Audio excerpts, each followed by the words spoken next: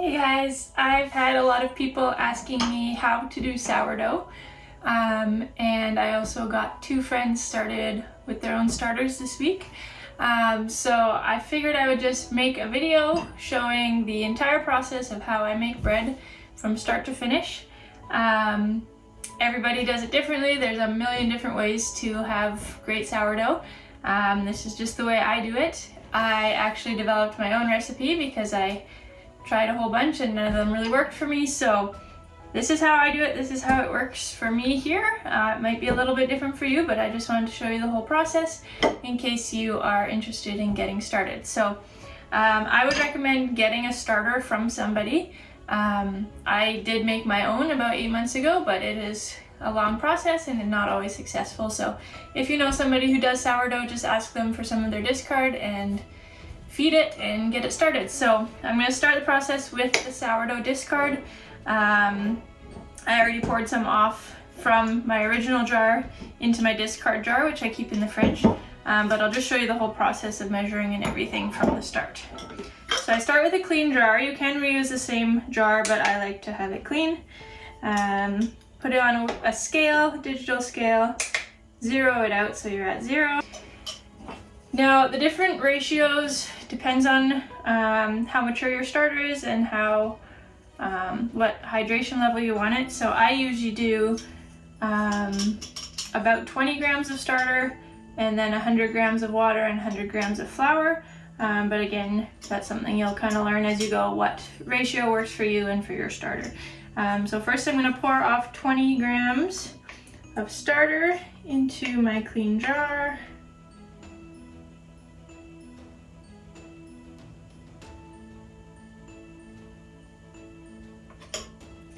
There we go, so it's not very much. I will dump this back into my discard jar and keep that in the fridge for baking. I like to have a lot on hand. Then I'm going to zero out the scale and add water. So the key is water that is not highly chlorinated. So I do use tap water that's been filtered, and then I just leave it in a pitcher at room temperature so that it's not too cold for my bread. So just going to pour in 100 grams of this.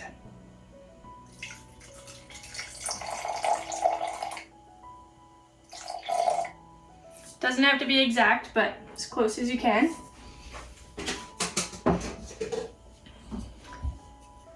Then I'm going to stir in the starter until it's dissolved and looks like just milky water. If you can see that there.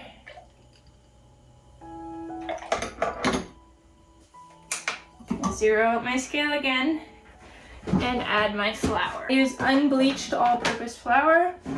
There are different ways to do it, but that's what I find works best for me. And I just scoop it in there until it's about 100 grams. It's like a really thick pancake batter. You can see that there. I scraped down the sides of my jar just to make it a little easier to monitor the growth.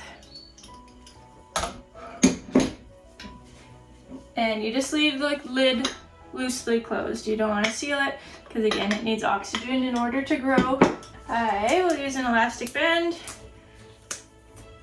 around the bottom just to help me monitor how much my starter has grown. Once it has at least doubled in size, it's at its peak, and before it starts to fall again, that's when it is time to make bread. So I will be doing that tomorrow. It's 1:30 p.m. now. Usually by the time I wake up tomorrow, it will be ready to begin the bread making process. It is now day 2. My starter has risen quite nicely. So today we're going to make some bread. I'm going to do a double batch today because I need one for my freezer and one for a baby shower that's coming up. So this will be a double batch, but if you were just to do one, it'd be the same, just half the ingredients. This is a recipe that I've made myself. If you're interested in it, I can send it to you, but you can find any recipe that works for you. This is just kind of to show you the different techniques and how it all happens. So start with 3 cups of flour, so I'm going to do 6. 4 tablespoons of sugar. I'm doubling that, so that's 8 tablespoons, which is half a cup. You can also use honey or maple syrup, which I normally do, but I just don't have enough right now. And 1.5 teaspoons of salt, so I will use 3 teaspoons. And next you're gonna mix that up. I like to use my dough whisk, but you can use whatever works for you. I'm gonna set that aside, and then we will do the wet ingredients. For this recipe, it's 3/4 of a cup of starter. I'm doubling it, so I'm gonna use 1.5 cups, which will be pretty much all of this. There should be just a little bit left in order to feed afterwards. This is a very forgiving recipe, so if you're a little bit short, that's okay. I've done that before. So this is what's left of my starter.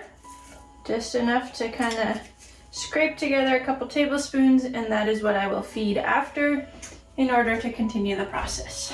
So I will dump my starter into here. And again, depending on the hydration, it may be runnier, it may be thicker. Mine's somewhere in the middle, but tends to be on the thicker side. Gonna mix that with water. 1.25 cups, I'm doubling that, so it will be 2.5. And then finish it off with some olive oil, 2 tablespoons, but I'm using 4 since I'm doubling. Then add the wet ingredients to the dry ingredients. So you can do this next step however it works for you. I like to start with my dough whisk and then I'll just continue with my hands, but you may just use your hands right from the start or use your dough whisk the whole way through. You just want to mix it until it's well incorporated and what they call a shaggy dough.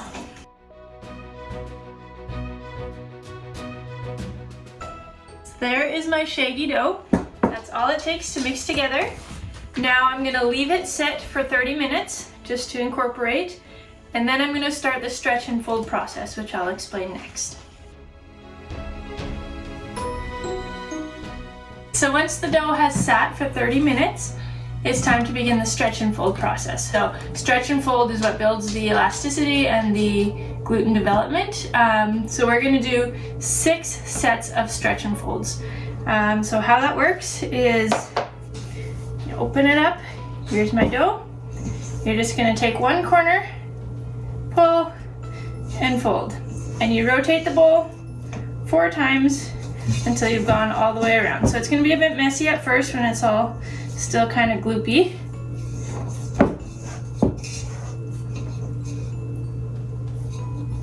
So stretch and fold. Sometimes I do a little more if I haven't made it all the way around the bowl.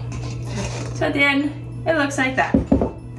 Put the lid back on for 20 more minutes, and in 20 minutes, we'll repeat the process, and we'll do that 6 times.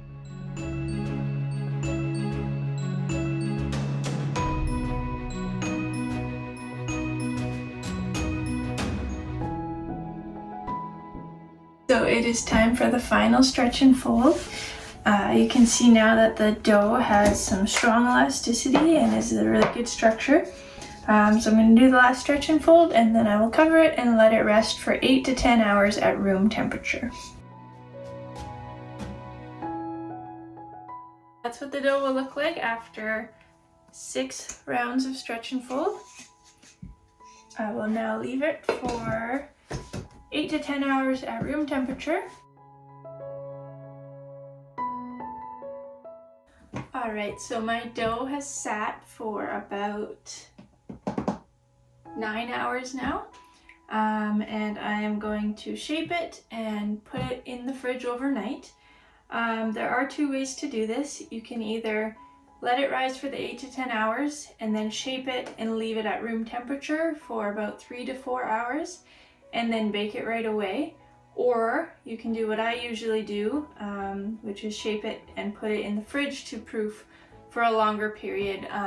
I usually do overnight, but you can do actually up to 3 days in the fridge. So that slows down the fermentation process, so you can postpone baking until it works for you.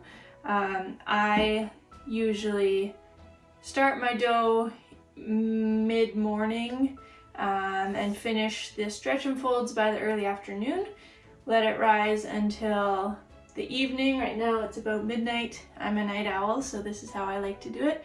And then leave it in the fridge overnight and bake it in the morning. But you will learn what schedule works for you, and you can adjust it accordingly. So you can see the dough has risen quite a bit.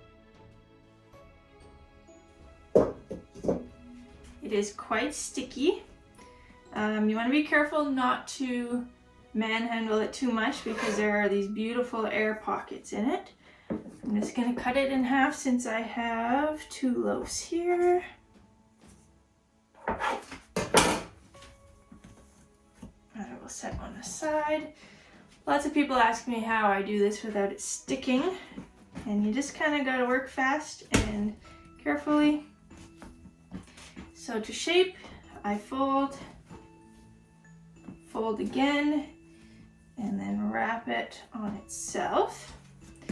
And then you want to build some tension just by pushing and pulling a little bit.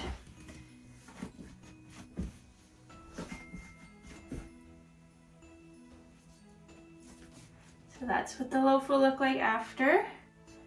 I am going to put this in a banneton, and you put it seam side up, and the banneton has been floured. And then you can see the bottom here, it's going to kind of separate, so I just pinch it together just to make sure it's all sealed up. And it looks like that. Now I'm going to do the other one. So if you don't have a proper banneton, you can use any basket. These are my baskets from Uganda. And tea towel. And you can you don't even need a basket. You can use even just like a mixing bowl or whatever works for you. The shape might vary slightly. Put the cloth in there like that and sprinkle it with flour.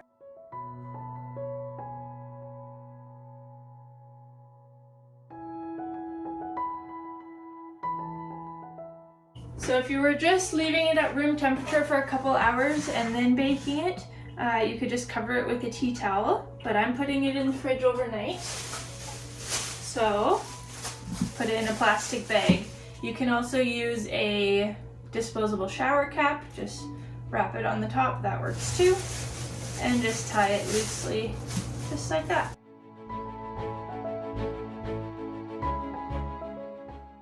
And then tomorrow, either morning or afternoon, depending on how my day goes, I will do the scoring process and bake them. So we are at the most exciting part of the process, for me at least, which is scoring and baking the bread. So my bread has sat in the fridge overnight in the shaping basket, and then I'm going to score it and put it in the oven. So I've preheated my oven to 400 degrees. And my Dutch oven is in there preheating. I don't like to leave it in there too long because it will burn the bottom once you put the dough in, so I usually just leave it in there preheating for about 20 minutes.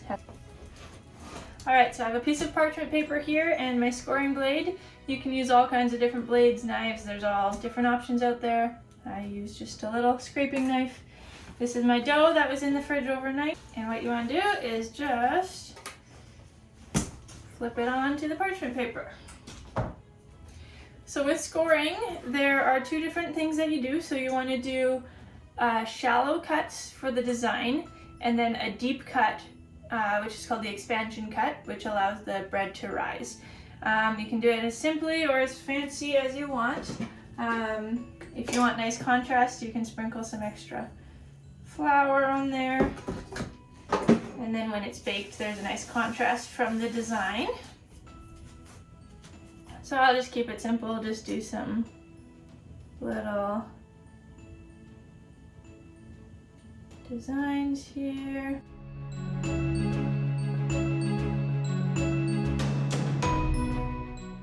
I'm a pretty lazy scoring person, but some people get really fancy, really crazy. That is totally up to you. So those are the shallow cuts. And then just before you put it in, you do a deep cut. You don't want to do this too early because it can deplete the dough, but just take your knife and do a cut. You want it about 1 inch deep, and it will start expanding right away. And hopefully, like this one, you can see some nice bubbles inside.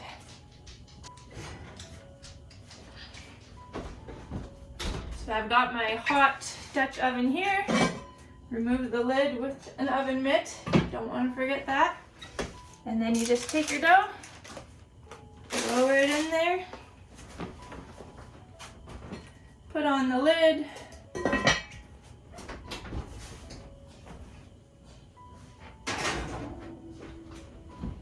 and in the oven it goes. I bake mine for 25 minutes with the lid on, and then I will remove the lid and bake it for 15 more minutes, and then you're all done. Time for the most exciting part, which is the reveal. There it is. Just want to clarify, I accidentally said 400 degrees earlier. It is 500 degrees, and that makes a big difference in how the bread rises. That's what she looks like.